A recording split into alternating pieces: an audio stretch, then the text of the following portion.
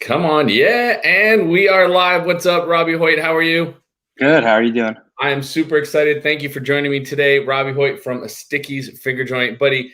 Uh, for those people who don't know what Stickies Finger Joint is, and clearly you could just look at the background here, but can you tell everybody a little bit more about Stickies? Yeah. So Stickies is, chicken. We have chicken tenders, chicken poppers. We also have grilled chicken, and our newest addition to the menu, we have now thigh poppers. So it's basically your favorite item being chicken, made a bunch of different ways. We have sandwiches. We have something we call signatures. So they could be stacked over fries or just the chicken topped with different sauces and seasonings. That's a fan favorite. In the top right is the Thai Fiesta. That's like a beloved signature. So basically it's great for people of all ages. Kids love to come in because they love chicken fingers. Parents like to come in because all the different combinations. So it's a win-win. Yeah, my favorite is the bacon mac and cheese. Yeah. Actually, it's Bacon mac. that one's really good. And also, like, what's the vampire one with the garlic? Vampire killer. Yep. Yeah, vampire killer. That's it. So good. Yeah. So good. So Stickies is based in New York City, and you have how many locations? We have 13 locations, 3 in New Jersey, 10 in New York City. And then we're actually just announced about a month ago that we're opening our first one in Hoboken. So that's going to be a hybrid of, a suburban market, but it's really in a city. So it's in the suburbs. It's not New York City, but it's pretty much a city in terms of sales and revenue. Yeah, I think Hudson County, where Hoboken is typically called like the sixth borough or something like that. Yeah. So that's excited awesome about that. That's awesome. I mean, how long's the brand been around? The brand's been around, I believe, next year will be our 10th year. That's amazing. That's pretty fast growth. I mean, and really that growth has accelerated in the last couple of years. The last couple of years, we really added a bunch of more stores on. We're actually, and there's articles about it, so I could disclose it. We're talking about converting our Union, New Jersey location into a drive-through, which we're super excited about. So it's going to be our first drive-through. So that should be awesome. It's, different than what we normally do. We're a fast casual, come in, could get curbside pickup, but now to offer a drive-through is something we're very excited about. Listen, man, I live in the burbs and I have a 5-year-old. I love drive-thrus. Yeah, it just makes everything easier. Where it's located is Route 22 in Union, and it's in the median, so there's 3 lanes on each side, so it's just a perfect location for a drive-through. I know exactly where that is. God bless. That's awesome. Well, listen, we are here to talk about how multi-unit brands, that would be Stickies, market at the local level, right? So the whole idea here is like, look, it's easy to post to social media. It's easy to send an email blast. It's easy to buy a billboard. Well, maybe these things aren't easy, but like from the corporate perspective, it's not hard to market at a mass level, right? But it's really difficult to help the needs of the store in Union if they specifically need help, right? I'm not picking on them, I'm just using it as an example, right? So this is your show, Robbie. The question for you is, what does Stickies do, and how do you make that happen? How do you market at the local level? What's a couple of things you do? Yeah, so I think on a local level, it's all about understanding the location. So I think one of the issues that people, run into is they think there's a silver bullet, one tactic will work everywhere. And, any marketer knows that's not the case. So I think we really have to look at stores on an individual level, because our store in Paramus, New Jersey, which is, a suburb of New Jersey compared to Hell's Kitchen, is going to be a much different crowd. A store like Paramus will have a higher average check because people are coming with families than New York City, where they're coming in for lunch. So it's all about targeting, what demographic you have. So, specifically targeting families, and maybe that's getting involved in the local community, doing something with the Paramus Little League. That's things we've done in the past. But, New York City, I think it's a little tougher because it's so many different people in the workplace coming for lunch. Dinner has also been picking up. But on those, there's different tactics. In New York City, you could use, like workplace mailers where it's distributed to all the office buildings, and you give an incentive like to the admin at the front, give them a free lunch to distribute out coupons and marketing material. Whereas, on every door direct mailer you could do in the suburbs, but you're not going to do it in New York City. It just doesn't make sense for you. So I think. Go ahead. No, I was just going to say, so I think, it's important for people to look at the individual stores. I know you touched on social media. I think social media is a huge part of it, but I think some issues that people run into with social media is they run one campaign for the whole brand. You definitely have to have different ad sets in there. and you have to have separate campaigns, because if you just run, a general campaign for Stickies, even if I have all locations targeted, one location like Friday may eat up all the budget. So it's important to have, distribution based on sales around each specific market, instead of one bundle campaign. And then another thing that I love to do is, well, hold on. Let's go deep for a second. Okay. So I definitely, wherever you're going, we want to get there, but like, let's go deep on that for a second. So you're talking about social advertising, right? You're talking about doing ads on Facebook and Instagram, right? Yes. Let's go a little deep there. So, right. So I could just go place a blanketed ad for North Jersey and Facebook, or sorry, New York City, and like, go, cool, whatever. But you're saying that like, you don't do that, right?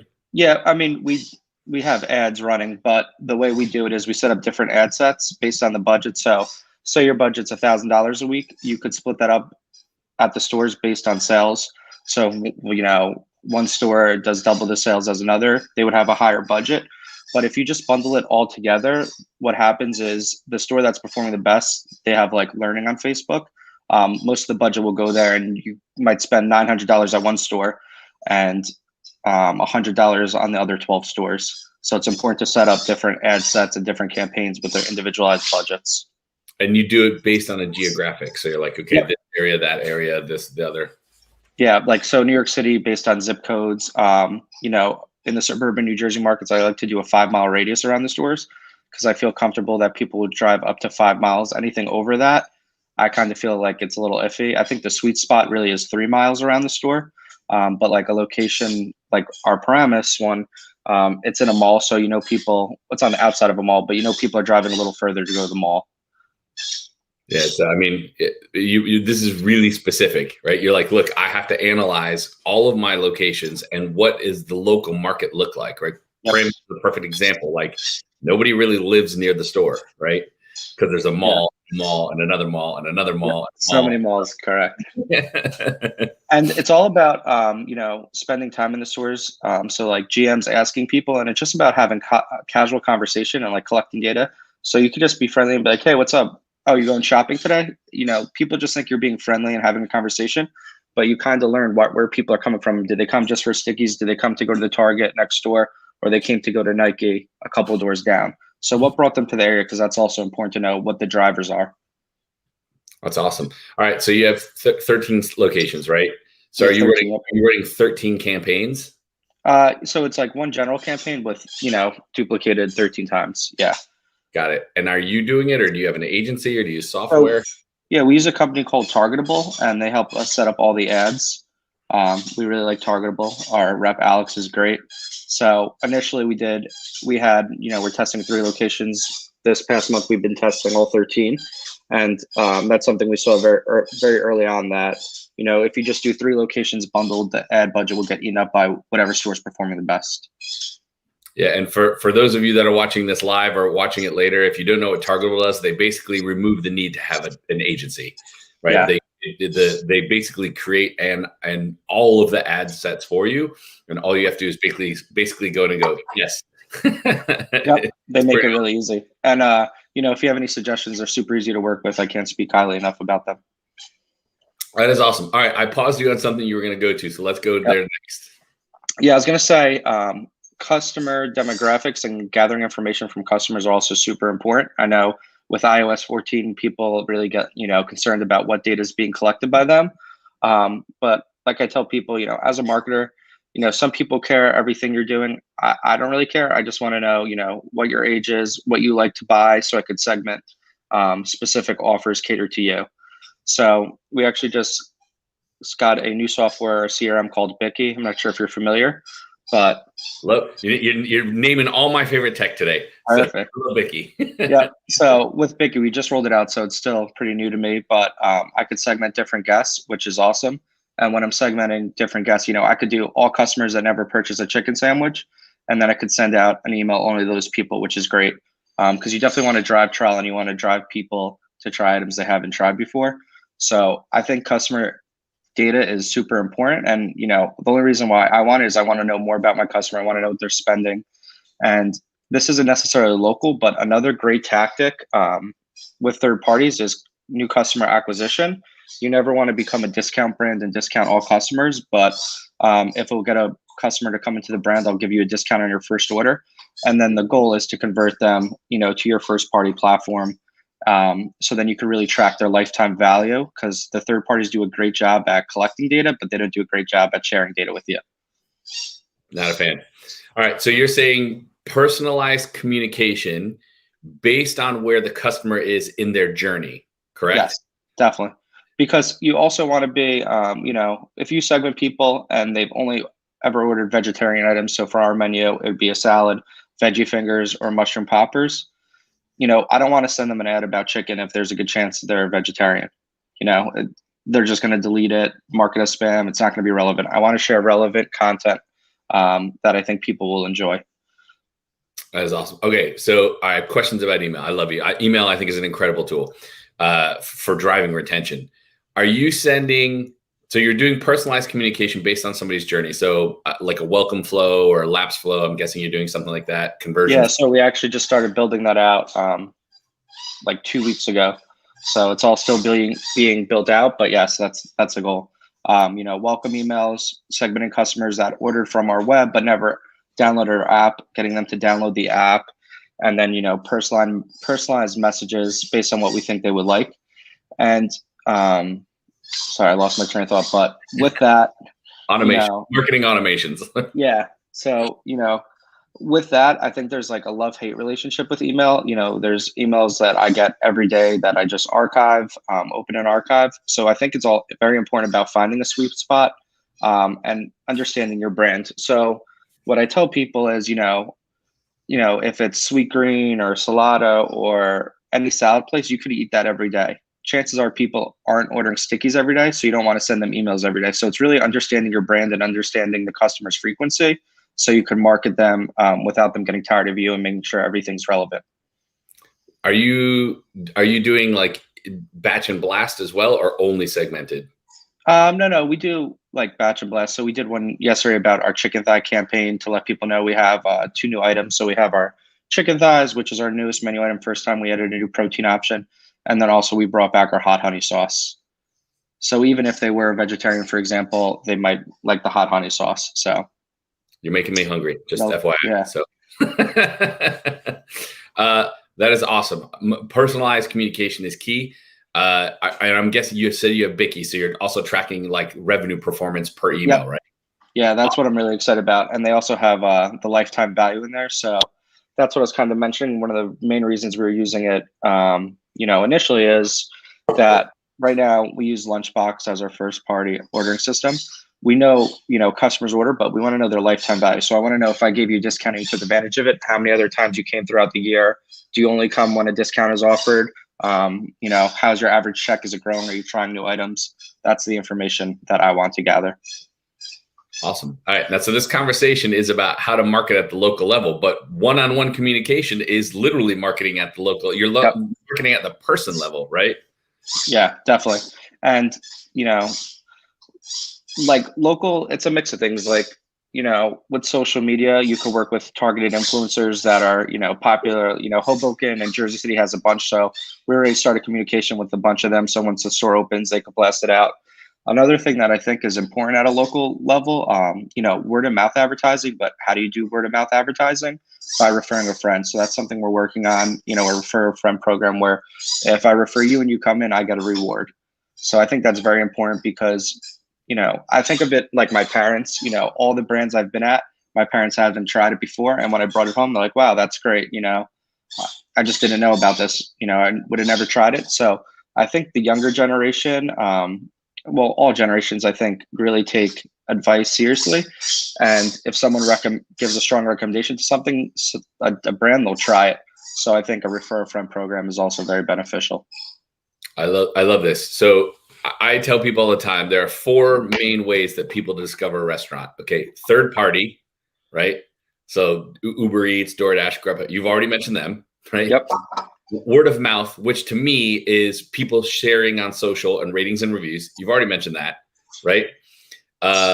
Search marketing, which we haven't gotten into yet, and Facebook and Instagram advertising. You're literally like doing everything. Doing all the things. And then retention is 100% about personalized communication. Yeah. And I really love retention. I think the easiest way to grow sales for any business is to increase frequency. You know, you could, there's obviously a huge pool of new customers always, but that pool is only so big. It's, can I get you to come in one more time a month, two more times a year? And that's how you really grow sales. That's awesome. We have somebody on LinkedIn saying, hold on, let me put this on screen, that they're doing text marketing one-on-one, no haters, commenting, and 99% read rate. Are you guys doing text marketing as well? Yeah, somewhat. So we use a company called Ovation. So one of our strategies to get guests to go from it literally, like, if I had you say, Rev, what are your favorite marketing tech companies? You've named 4 of the 5. So yeah, so we do Ovation.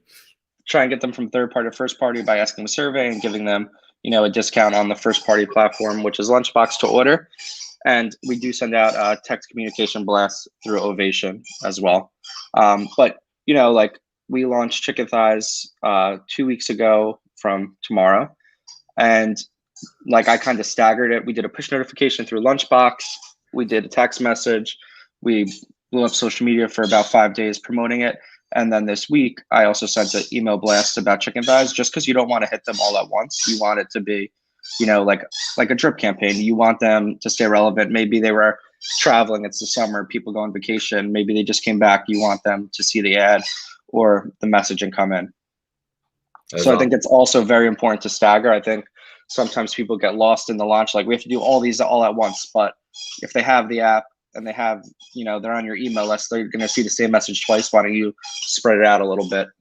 You sound like people can't avoid you. Yeah. You're on organic social media, you're on paid social media, you're in their email, you're texting them, they're in the app. They cannot forget about Stickies. Yeah, and that's the thing I love, is also driving, you know, the conversation and seeing. That's what I think I'm most proud of, is when you tell somebody where you work and I say Stickies, like, oh my God, they're the best chicken I've ever had. I think that's very rewarding. So 2 days ago was National Fried Chicken Day, and you know, we just did something simple on social media, posted a picture of our poppers with fries, and just said, you know, tag a friend and like this post for a chance to win a $25 gift card. I think we had over 150 comments, and that was our most commented post in probably the past 3 or 4 months. So something so simple where, you know, you're giving a $25 gift card drives so much engagement. It was our most liked post recently, the last couple months. So I think that's also very important. You don't have to spend a lot of money to get your message out there. And you know, I know you mentioned like TVs and billboards. We have a billboard for our Union location. We don't do any TV. We don't do any radio. I feel like those are really for the more densely populated, you know, brands like the Dunkins, things like that, where you could get it on every corner. So I think the message has to be more catered, and you have to spend the money like it's your own. That's how I look at it. I love it. Spend the money like it's your own. And by the way, anytime I'm listening to radio, which is very infrequent, and I hear like a local restaurant advertising on radio, I'm like, why did this, like, I have no idea how much you spent here, but like, why did you not do a Facebook ads campaign? Like, yeah, why did you send you a blast? Like, it's like, I was driving on the turnpike the other day, and there's a restaurant, and they have like 2 locations, and I'm like, you know, you have like 3 or 4 billboards on the turnpike. How can you, you know, afford it? How does it make sense? And that's how I kind of try to look at everything. On, you know, there's some tangible that you could track, like return on ad spends. There's other ones where if you do a billboard, unless you have a specific offer, you can't track it. But that's why I like social, because, and, you know, digital marketing, because I can really track our return on ad spend, which I think is very important. All right. So you just gave us like a laundry list. Like, you basically like, here's how to market a business. Go. Yeah. From that list, what's like the number one? Like, what's the, like, you sit down, it's Monday morning. Like, what's the number one in that list that you have to make sure gets done first? I really love push notifications because people are obsessive about clearing their notifications. And I think a push notification isn't that annoying to people. You know, they'll read it, they'll clear it. Emails, you know, you have to swipe over, you open it. I don't know, I feel like there's more to do. So I really like push notifications. It's one of my favorite. Right on their screen, gives them a chance to easily order. You know, they click on it, it opens in the app. So that's one of my biggest. I know me. I've gotten 2 text messages since you and I started talking, and I'm dying to clear them. Like, like I totally understand that move. I totally understand somebody wanting to like get it off their screen and see it. Yeah. So. Yeah, so I really like push. Email, I mentioned love, hate. You just have to find that sweet spot where you're not sending it too much, but you're sending the relevant information. And I do love, Facebook and Instagram, but I do tailor the ads, the placements. I prefer more advertisements on Instagram than on Facebook. I just feel like for our demographic, it's a little younger and they spend more time on Instagram. Honestly, the only reason why I still have a Facebook is for the business manager. I can't tell you the last how many years ago I posted. Um, it's really just for that. So I feel like more people spend time on Instagram. I there's a brand I work with that is multi-unit, and we go once a month. We go through all of our marketing metrics. How do we do here? How we, what was text, email, blah blah. And every time we look at Facebook, I'm like, do we do this just for ads? Like it's the same thing. Like it doesn't matter what the content is. It doesn't matter what we try. It doesn't even we even ran an email campaign that was do this thing on Facebook, and it was like, yeah. Yeah, I mean, sometimes the thing I like about Facebook is like the pixels. You drop a pixel on your site, people don't check out. You can target them with ads, and then it tells you, their frequency, how many times they see the ad, what your conversion costs are. So I still like it for the intel, but not for organic. Yeah, I think Instagram, people love it, and it's so like people go to Instagram to see what's new, what the content is. Most of the content's not on Facebook. Like if you scroll on Instagram, you see, 1,000 good pictures of food. You bookmark it. Wow, I got to try that place. On Facebook, people aren't doing that as much. That's awesome. Awesome. All right. Well, listen, I feel like you have 10 other things. How else do you market at the local level? What other magic can you pull out of your hat and share with everybody? I think being part of the community is something that's really important. I know I touched on it briefly, but just getting involved in local organizations. In terms of return on investment, you may not see something right away, but I do feel like it's very important to always give back and just partner, donate food, and just get involved in the community. I think people also, think of brands like, Stickies has 13, but we have a very small team. Obviously, we're all from the tri-state area. And, people think like, oh, these are big brands, why would I give them the money, like shop local? But, we're hiring local GMs, local employees. So I think it's important to give back to the community. And that's something that we do a lot that I'm definitely very proud of. Giving back, donating food, whether it's underprivileged kids or, we did a kickball tournament for Juneteenth. We donated to Ali Forney Center for Pride Month. I think it's all about giving back. And people are so appreciative, and that really means a lot to us that our food could touch people and it gives them something to enjoy. That is awesome. So for something like that, like you're working with a kickball team in Paramus or whatever, are you doing that from your office, or are you empowering somebody at the location to do that? So it depends. So for the Juneteenth Kickball League, it was in Brooklyn. I believe they picked up the food from Brooklyn, but we're also donating meals actually next Thursday to City Harvest. So what I'm doing is I'm actually going to Brooklyn, dropping off meals at one of their location, going back, picking up the rest of the meals and bringing it at the other location. So I kind of feel like it's like you see at construction's truck, no job too small. I think, yes, I'm the director of marketing, but I'll never not have time to give back and help out. If that means me going to pick up the food and delivering it and building those relationships, I think that's very important. That's awesome. Zach from Ovation agrees. Yeah. We love Ovation. That is awesome. That is awesome.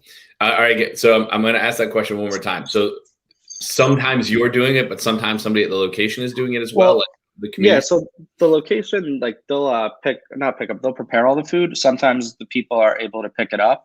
Other times, if we have to deliver it, we'll deliver it. So for example, we just did an event with ABC Food Tours, which is Matt James and Tyler Cameron from The Bachelor. It's their, non-for-profit. And basically, I think it's they donate to lower income schools. So we did a 5th grade graduation party. I was there. Our VP of operations, James, was there. Our CEO, John, was there, all to help out and give back food. We gave away 150 meals. The kids loved it. The faculty loved it. The parents loved it for their graduation party. So I think it really depends on the event, but we have no problem, stepping in and doing our part. Awesome. All right. Let's see if we can recap. Personalized communication. Yep. Facebook and Instagram advertising, and not blanketed market, right? Yep. What else? What else do we say here? Community, right? So in being involved in your community, right? Yep. Conversion marketing. So somebody orders from third party, getting them to order directly from you instead. Okay. Correct. Text marketing, which again, personalized communication. Anything else? I mean, that's a huge ecosystem. Influencers. We work a lot with influencers. Yep. And the thing with influencers, just to touch on briefly, is a lot of people get stuck up on, we have to pay influencers. We may not have the budget. There's so many influencers that will work with you for free that just want free food. So I think it's really, finding the right people. One of the influencers I work with played for Seton Hall basketball. He was on a 10-day contract with the Knicks. He's on the Westchester Knicks, and he just loves our brand. So, finding people that are right fit, that are familiar with your brand, are very important. Yeah, and by the way, you also said you also doing like going into offices and giving out samples or whatever. Yeah, I love to bring that up because to me, like an influencer, most people think it's like somebody with 100,000 followers on TikTok, right? Like that's a very modern definition of influencer. But like the principal of the local high school has people who listen to him or her. That's an influencer, right? The person that owns the nail salon down the street from your popular location that tells people where to eat lunch after they get their nails done, that's an influencer. You know what I mean? Yeah. With that, like office managers, it's like, who's going to be placing the food order? Let's get to them. Doormen, terrific. They're always giving recommendations. Same thing with hotel doormen. People go to them like, hey, where's a good place to eat? Things like that. So just building those relationships, I think, are very important. And then it's, if we deliver and someone hasn't gone down and got their food yet and they see a Stickies bag, it may just pop the question, hey, what's that? That smells good. What's in there? So it's all about starting that conversation and getting people intrigued if they're not familiar with your brand already.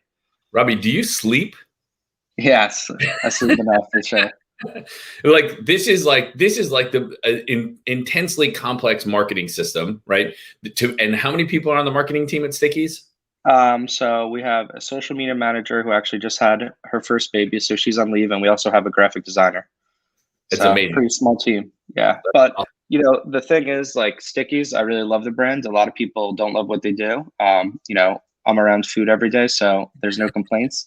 And I think just when you're passionate about what you do, it just makes every day easier. There hasn't been a day where I'm just like, oh man, I have to go to work today or I have to do this. It's exciting. You set goals and then you try and beat your goals. So I like competition. So it's all like an internal competition on how to get better. Do you have like in Robbie's mind, are like the stores competing against each other? Like not really. Since they're all, maybe if it was corporate versus franchise, you want the corporate stores to do better. But since we're all corporate, that's not really the case. But everybody shares the same goals at Stickies. We just want the brand to grow. We want, to get our message out that we have the best damn chicken around. So when everybody shares the same goals and the same thoughts, there's like no bad ideas. I always tell, our executive team when we have our meetings, I'm like, all right, I have another crazy idea. Every week I have at least one crazy idea, and sometimes they stick and sometimes they don't. But, just being able to work in a place where you could share whatever ideas you have and just a, collaborative effort is something I love. That is awesome. Well, Robbie Hoy from Stickies Finger Joint, I'm super grateful for you joining us today. Literally, like people should take this, write down everything you said and do this. Like you guys have literally built a perfect digital marketing system. Like I'm incredibly impressed. Right? Awesome. I appreciate the time. It was awesome to speak with you and great to finally meet you as well. Yeah. But for those of you that are watching, this is the first time we've ever talked. So none of this was scripted. All right. Last question before we depart. Who else should we have on the show? Who's another marketer or brand that you think should be on here? Maybe my first boss I could reach out with, Amy Infante. So she's my first boss at Muscle Maker Grill. Muscle Maker Grill, they went public. They've actually been acquiring they acquired a meal plan company down in Jacksonville, Florida, I believe. And they just acquired Pokemoto out of Connecticut. So I think she would be someone great to talk to. Let's get her on here. We like to get smart. So awesome. Robbie, thank you so much. I really, really appreciate the time. This is a great conversation. Thank you, everybody that watched this live or is watching it later. If you want to talk to Robbie, we are live on LinkedIn. You could just pop his name and go send him a message. I'm assuming you reply to LinkedIn messages, right? Yeah, I do, yeah. Of course. Awesome, everybody. Thank you so much. Make it a great tasty day. Thank you again, Robbie. Have a good one.